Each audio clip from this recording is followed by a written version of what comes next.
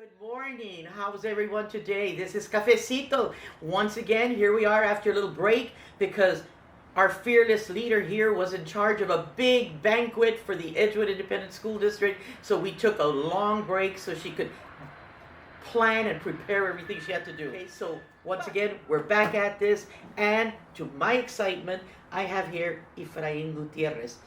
He has been part of my history of the Edgewood Independent School District for a long time. Why? Because he's a movie, filmmaker, documentary. Efrain, I am so excited. But we're going to start with the very beginning. Your younger years. Tell me where you lived. I was born. I was born in South San Bernardo, 1946. In 1948, we moved to North San Bernardo. Hey, the north side. Hey. So we moved from Las Colonias to La Loma, what we call La Loma back then. Yeah, La Loma. And I went to school at H.K. Williams, Okay. and then Escobar in the 7th grade, and then to Truman in the 8th and 9th grade, because there was a year that we had 9th grade while they were building Kennedy. And then I went to Edgewood and graduated in '66 from Edgewood. Okay. But in between there, I went to school because we were migrant farm workers. So I went to school up in. Perfect. My first grade actually started after I went to H.K. Williams in pre-primer, which we had pre-primer. Yes. They held us back 1 year so we could learn how to speak Spanish, and then they would let us go to the first grade. Yeah. And then I went to Auburn, Indiana for my first grade. And then I went to Defiance, Ohio. We stayed year-round that year, so in the 3rd grade. Yeah. So your family were farm workers? Migrant farm workers. Siblings, how many kids in your family? We're 7, 6 boys and 1 girl. Sadly, I'm the only one that graduated from my family from high school. Wow. Most of they had to work, I guess, back then, Sure. and there's so many questions we can't get into because it's muy largo. Yeah. But there was a lot of things had to do with like we missed too much school, Yes, so of course. we had to repeat grades and stuff. And then when you get to be like say in the 4th, 5th grade, but you're 2-3 years behind, behind. a lot of it's embarrassment and Of stuff course, like that. of So I know course. that caused some things with one of my brothers. Yeah. And but I am the one. And then after that, pues I've been in diferentes partes, but I just recently, a few years back, I moved back to where I was raised. Really? In La Loma, Uh-huh. and we rebuilt, remodeled our home Uh-huh. because my wife is working in the Edgewood district. Correct. And it's close to where we work, and Sure. and I feel safer. I mean, I've lived all over, and That's our neighborhood. that's my home. That's right. That's our neighborhood. Now, because I know what you've done for a living as an adult, give me the interests that you had as a teenager. What did you do in high school? I mean, as a teen, or in the neighborhood, or what interested you? Well, honestly, all the way up to high school, what interested me was trying to stay alive. See. In that regard, I'm saying because había mucho, not gangas, pero los barrios. Yeah. And for whatever reason, they didn't like me starting the 7th grade all the way till almost the 10th grade, till I got to Edgewood, that, I felt, más a gusto con the crowd and my friends. But, all the way Sports, in my teens. Sports, music, nothing. But I was not, I tried sports, I was decent in baseball. Yeah. But the problem with it is when I was going to Edgewood, they would charge you a dime back then to take you from my side of the barrio to Edgewood. And then we didn't have a dime to get back, so you had to walk back. Yeah. So if I stayed in sports after school, I would have to either get a ride or walk all the way back, and that would be more night. So I had already just the I safety. gave up baseball is when I gave up in high school. Yeah. Football, I stopped in Truman because I knew I wasn't going to be that good because I was small. You're small. And aside from that, I joke, I tell my wife, I say, but I'm over here and I'm playing football and I see all the guys walking with all the pretty girls walking them home and I'm over here saying, I should be over there. Why in the heck am I getting beat up and I'm not even getting... So I didn't last too long in that. But Okay, after graduation, you graduate from high school, 66? 66. 66, okay. After high school, what do you end up Okay, doing? after high school, interesting enough, I was visited by the Army, the Navy, all of them, 4 of them showed up at my house. I didn't understand why. They recruited me and they offered me officer cadet school. I didn't sign up. That was in 66. And then I got a letter from the draft that I was going to be drafted. Correct, yeah. And I didn't know what to do really, because my cousin had already been and gotten shot up there, and they'd already been back, Vicente Guerrero. I'm sorry, Mosqueda. And then I wasn't prepared to go to colegio. The school did not prepare us at all. It did not. Yes. So nobody really guided me to. But during the summer, somebody had told me about St. Philip's Colegio. The back was more a black school. Sure, yes. So I went and made an application, and that was it.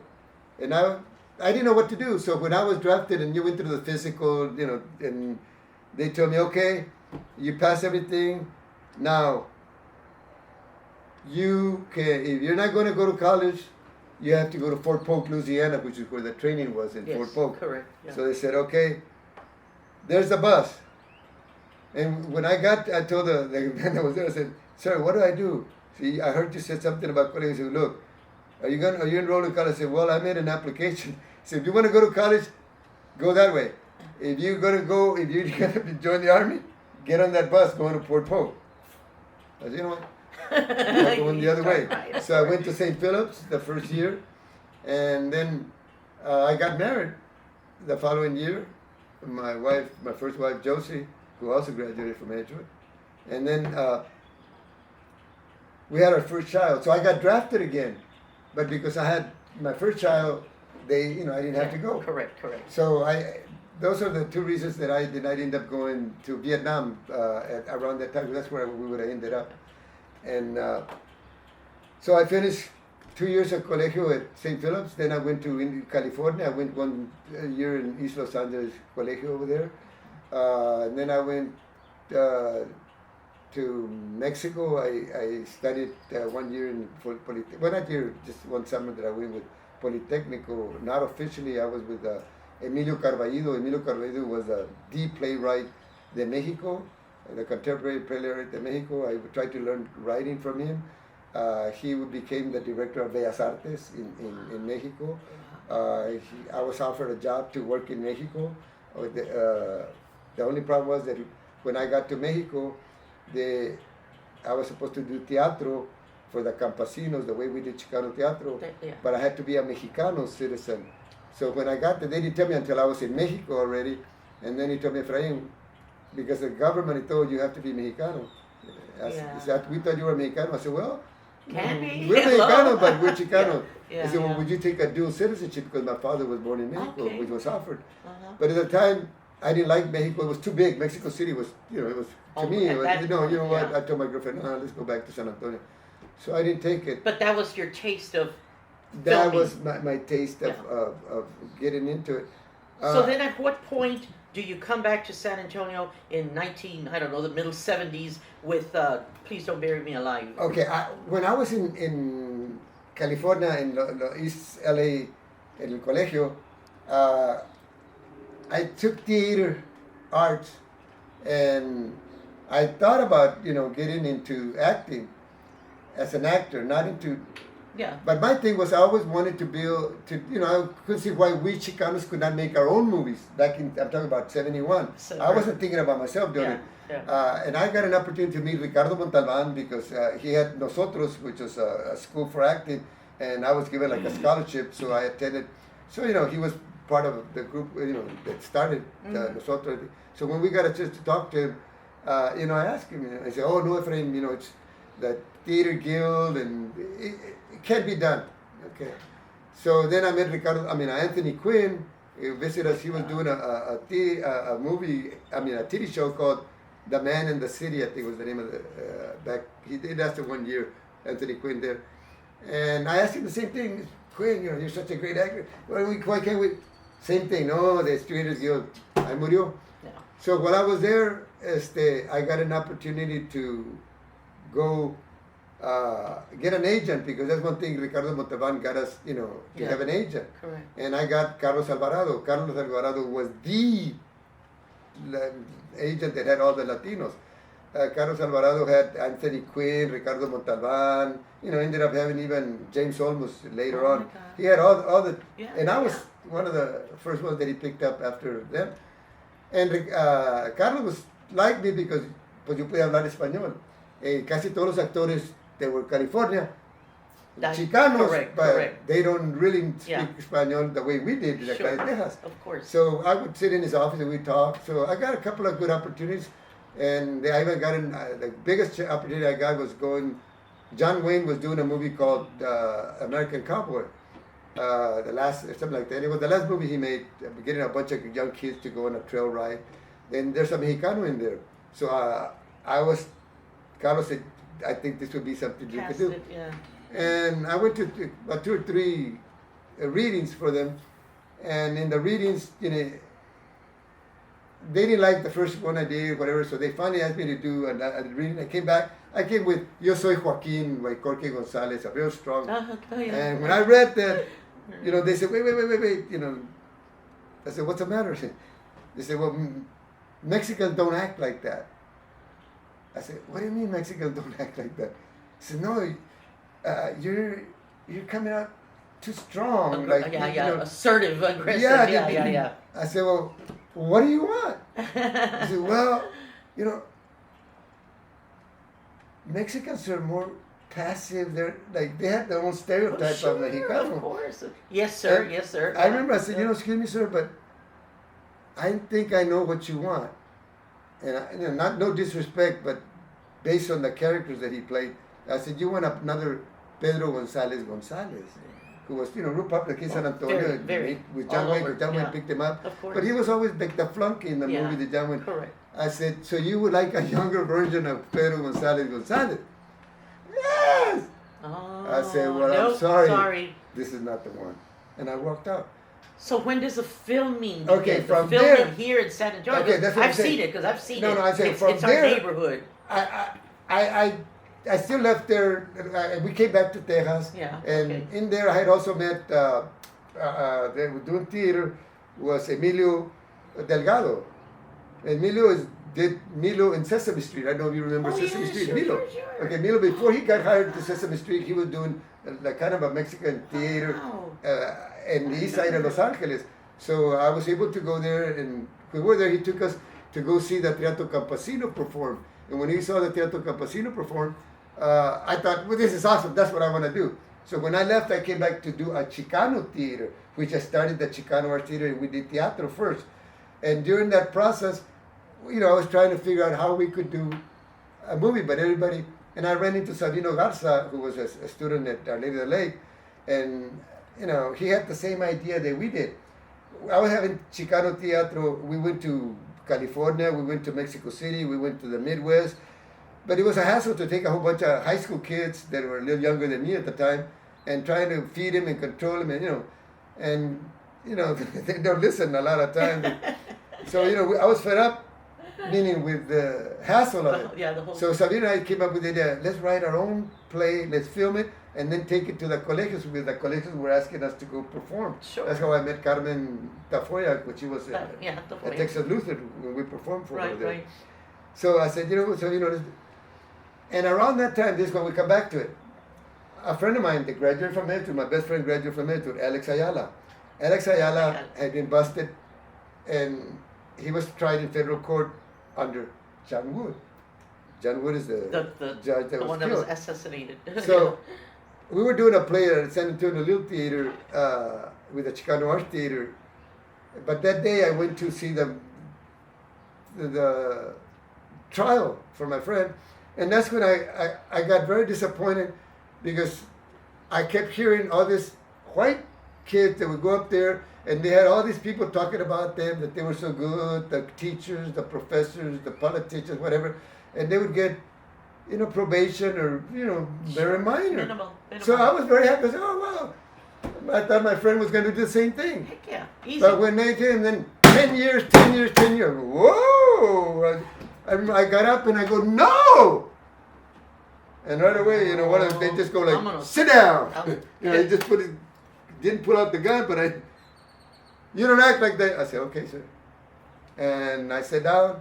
I walked out, and the other thing I noticed that to go into federal court, you have to wear a suit and a tie. Correct. And most Chicanos are not prepared for that. Correct. And I felt bad because a Mexicano had come from California to his son tried there. They wouldn't let him in because he didn't have a coat and tie, and he'd driven. And so all these things, impacted me. So when we did the play, and I messed up the lines and everything because my mind was on what had happened. So I apologized and I said, excuse me, but it's my fault. But I just have to tell you, I just went and I briefly told him what had happened. And there was a reporter that had done a couple of stories on the theater, and he asked me, Efrain, why didn't you all do a play about that? Se llama Ron White. I think he's the councilwoman from Chicano. ¿Cómo se llama? Anyway, our councilwoman from the courts over there, Patty Radel. I think Patty Radel's brother who had moved here. Okay. Anyway, so we went to Mexico. I went to Mexico City, tried to get them to help me write the play. And we even brought a writer to come to San Antonio to help us write the play. And he finally said, Efrain, you all are different than the Mexicano and the Chicano. He says, you all have the story. Sabino can write it. You got the story. Just put it together. He said, because I'm taking your money. We paid him $500 in expenses to come and help us. So he said, but I'm just wasting your money and your time. You all can do it.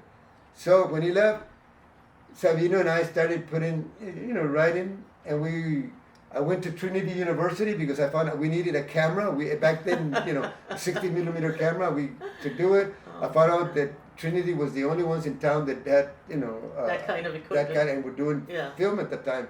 So I walked in there, I knocked in there, and I said, I want to talk to Bill Hayes, who was the director at the time. And I told him what I wanted to do, and he told me, okay, Efrain, look, we can do the movie for you. We'll shoot it for you. And I said, well, how much was it? I had about $3,000-4,000 that we had collected. He said, well, we need $24,000. Oh. $8,000 we start, $8,000, when we film it, and $8,000 when we turn in the final print for you. Yeah. I said, oh, wow.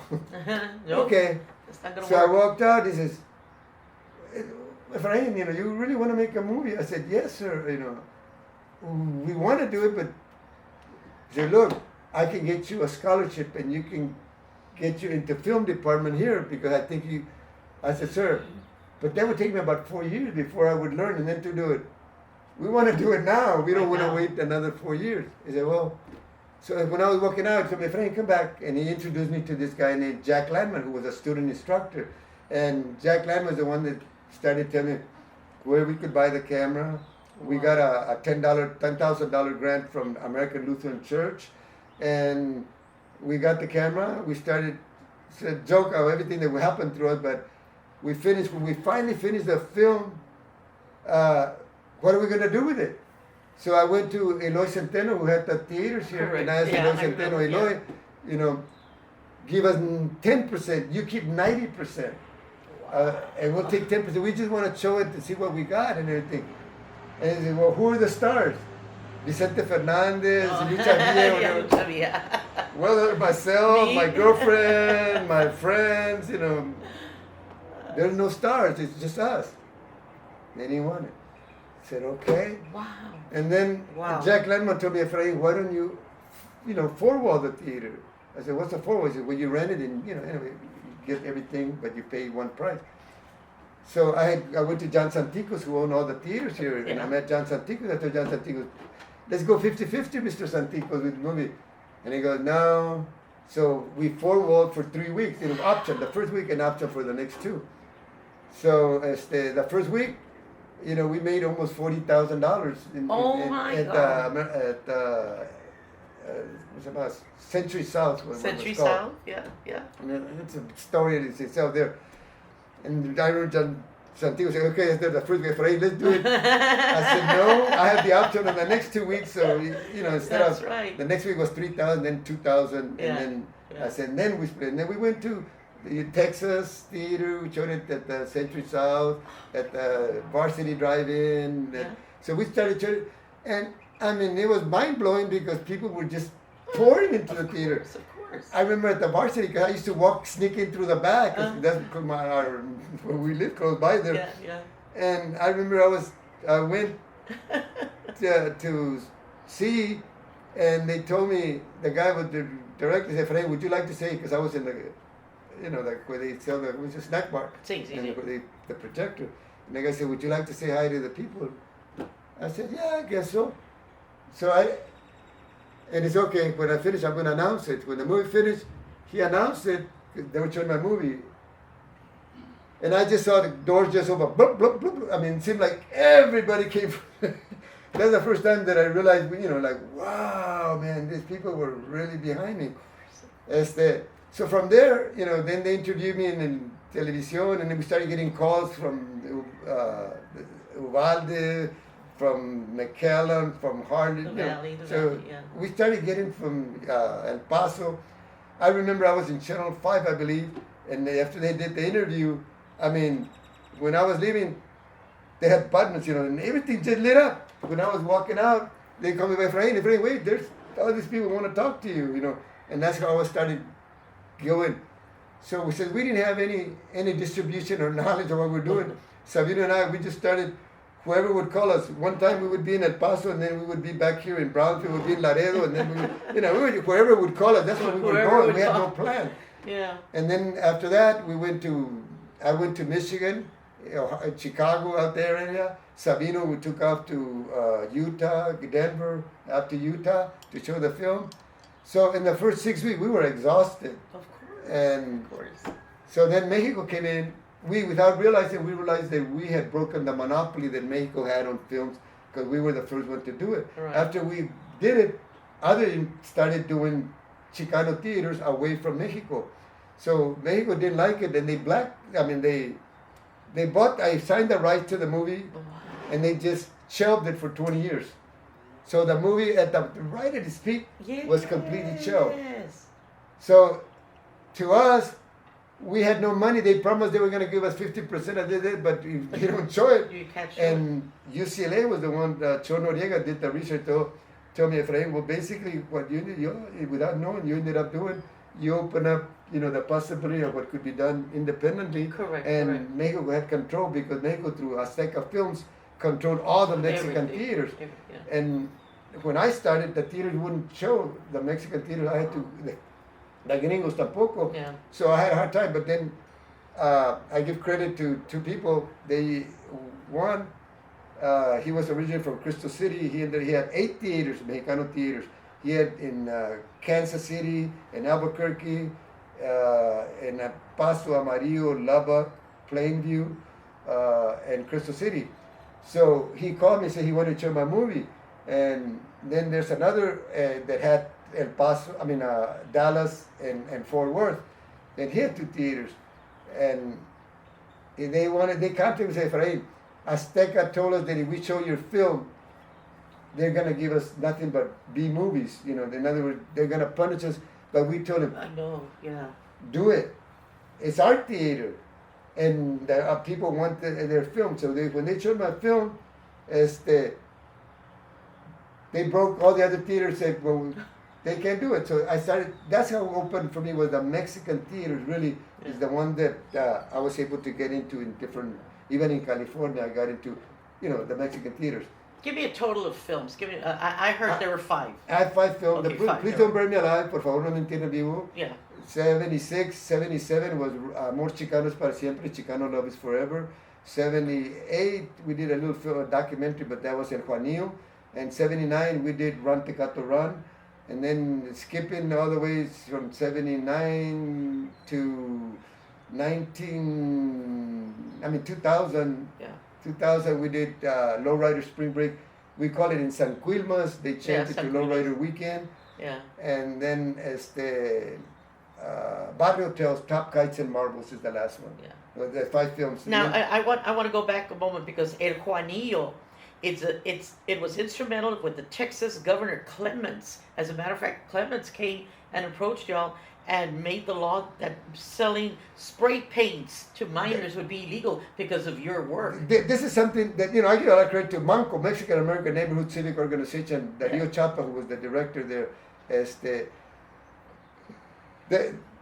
The paint sniffing was out of control. A lot of people forget, we went from glue, sniffing glue, and then after they stopped that, they put mustard in the glue. They stopped it from kids getting mustard, and then they went into paint. Paint, you just spray it into a can and then you smell it. That's right. So, it was everywhere. You could go to Mexico City, everybody's on paint, Latino. You go to Denver, you go to Los Angeles, you go to San Antonio, right here, anywhere. Old Highway 90, we could see them. Anywhere that there was raza, the paint's different. there were Latinos, Mexicanos. That it was not a problem with the negros, and it was not a problem with the white people. It was only a Latino problem that was out of control. Yeah. And nobody seemed to want to really deal with it. So Manco, the people, because I wasn't politically, I was more in film and the film. Yeah, yeah. But they approached Bill White, I believe, was the governor at the time. Yeah, White. Yes. He didn't give it. He didn't respond. So when Governor Clements ran, he came and he met with Manco. He met with, and he said, "Look, it is a problem.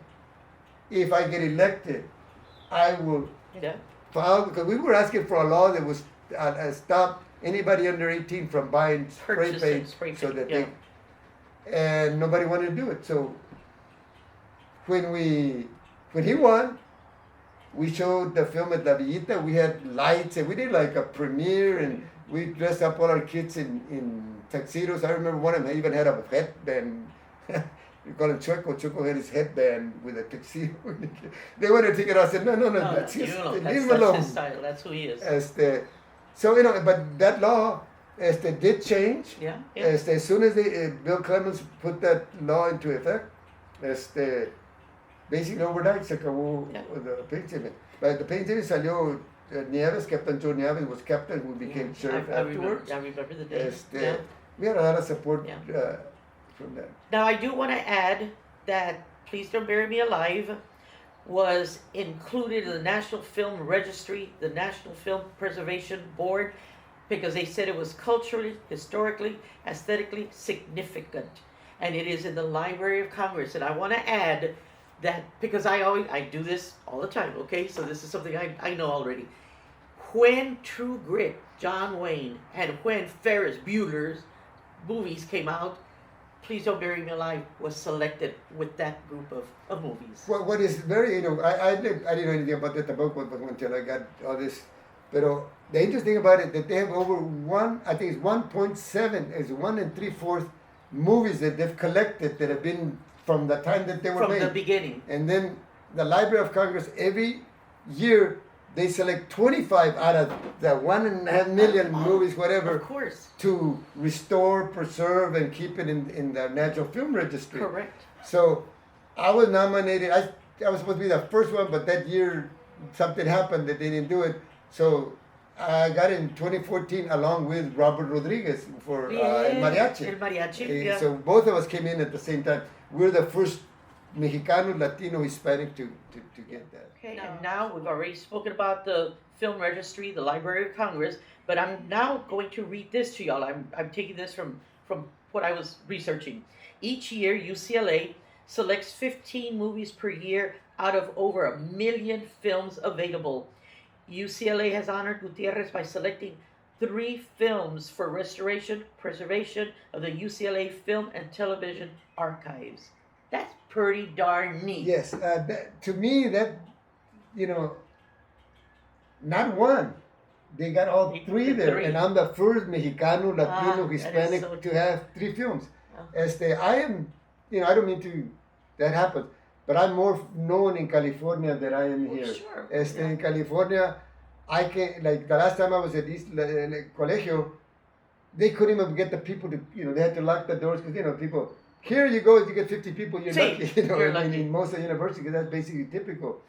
Pero and then the other thing that's coming up too is that the Criterion Channel has already signed a contract with because UCLA is the one that distributes my films. Okay. With UCLA to screen all three movies on the Criterion Channel. The Criterion Channel is a channel like a history channel. Okay. And they only select the same thing. They only select movies that have importance, that historical importance, and that's something that I'll be también de vuelta de primero that I'm gonna have. I think they're trying to get more movies in there too because they're gonna show like a whole day of Latino, Chicano movies, whatever. But supposedly my first three movies are the first ones that have been contracted, Sean Noriega, who does that, by UCLA. And I think either late this year, probably maybe for sure next year, it'll be screening on the. That's a movie channel that historians and the university and stuff, they use for teaching. Okay. Or whatever. Now I want you to name me, I don't know, 5. With your brain, you'll probably name me 10 locations where you have gone that they ask you to come speak. And I know it's LA. Okay, I've been, let's see, about 7 universities: UCLA, Cal State LA, Cal State Carson City, Cal State. Anyway, I've been out there in different cities. In Midwest, I've been Michigan, University of Michigan, Michigan State University, University of Wisconsin. I've been in Texas A&M, UT 3 times already, down Austin, UT here once. What other? Tucson. I've been in Mexico, in Monterrey, in Nuevo Laredo. I've been invited, but I have not gone to Mexico City for a film festival up there. And I've been invited, but they never contacted me. They couldn't find me. I was supposed to be in Spain, in Cuba. They wanted me back in '80s. I was supposed to lead the delegation to Cuba, the Chicano delegation to Cuba, but they couldn't find me. They found me in 2000. They gave me $2,000 to go, but I had a heart attack and I couldn't go. So they told me just keep the money. They showed my film up in Cuba, but I didn't make it. Yeah. According to Sandoval, who was a head professor at Cal State LA, and he organized the trips to Cuba and to Russia. Russia also invited us back in the 80s as a Chicano delegation to go to Cuba. And again, supposedly they wanted me to head the delegation because I was the first Chicano filmmaker, whatever. So, but again, they couldn't find me back in the 80s. I think Poland or somebody else también.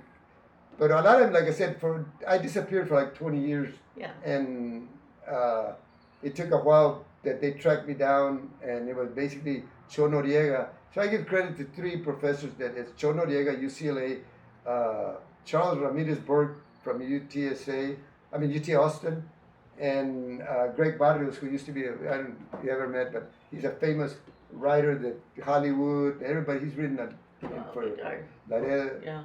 So I got lucky with some of those people that were interested in my work.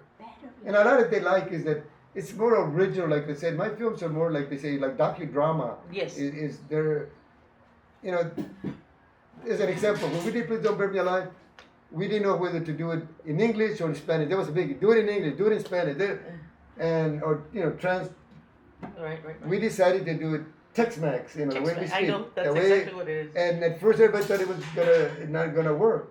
But I think that's what made it unique, and that's one of the reasons that it caught the attention of historians and stuff. Yeah. And I just recently got a book. Well, there's this professor, Amy Smith, at Cal State LA. University of Southern California, USC. University of Southern California. Just wrote a book, and I'm in a big chapter about it. And what they liked, is how the barrio looks, and like how they separated, not so much about the intent of the movie, but what the barrio represent, how the film represented, because she's an architect, really. Mm-hmm. But she said, Efrain, it's just that I'm covering the inner cities and how film had an impact on how things that we have now that captured what was going on and stuff like that. So that's, they're publishing it now. They just sent it to me to review it to see if I agree with everything, the interviews that I did. And one other thing, I just got called yesterday, as a matter of fact, from Charles Gonzalez, el hijo de The Henry B. And he wanted to know what was being done to help the youth in the 50s and 60s here in 70s, in that era. Supposedly from Europe, the police more into politics, and they want to do it. I think they're going to interview me about something like that, because they kind of forgotten that they haven't really done much for us, And I'm hoping that that's what St. Charles is in Política, that they're trying to cover this before the elections. That they're trying to, see what the program is and maybe. Yeah. I mean, I'm just assuming Well, I haven't talked to him. Yeah, He just told me, Efrain, he liked what I told him. I said, okay. I told him about El Juanillo, what we did with the paint sniffing. I told him Barrio Hotels, Top Kites and Marbles. I told him the skateboarding Barrio Olympics, where, about the skateboarding park that we were instrumental on saying the kids were, because, we put them together because we needed a park, a skateboarding park, and they were doing it on in the drainage ditches.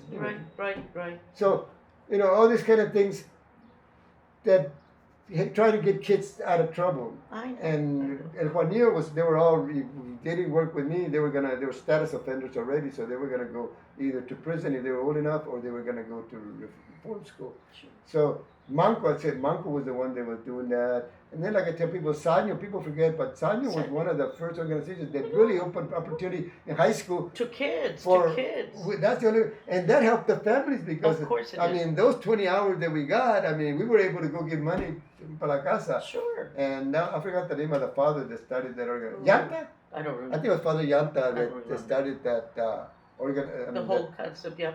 But that hired a lot. The whole neighborhood. Because all summer, no había trabajo, but That's summer, we all got jobs. That's right. So, I was reminded, these are some of the programs that help, and my thing, we work with, I've always worked with young people. I've done, in Zapata, we started a theater guild, and we did with the church department, the anti-drug thing with the kids. Wow. And then my wife and I, because she's a school teacher in Laredo, basketball team, with the kids that didn't make the A team or whatever, but they want to play.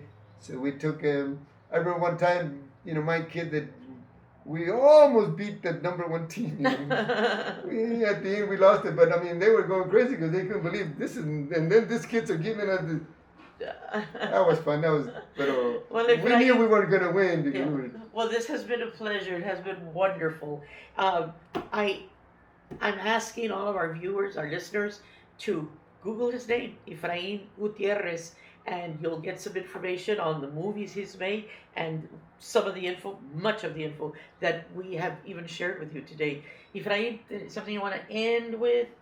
I would just hope that I tell people, una cosa that we've done or tried to do, and we haven't done it more recently, but I ask, if you have relatives that are still with you that are older, if you have a camera, put that your grandmother, your grandfather, somebody in the front, and ask him simple questions. Where were you born? Yeah. Where did you come from? Who was your father? Who was your mother? Yeah. What was their name? Where did they come from? Yeah. If you do that, you'll document your own personal history that's important for the rest of the family.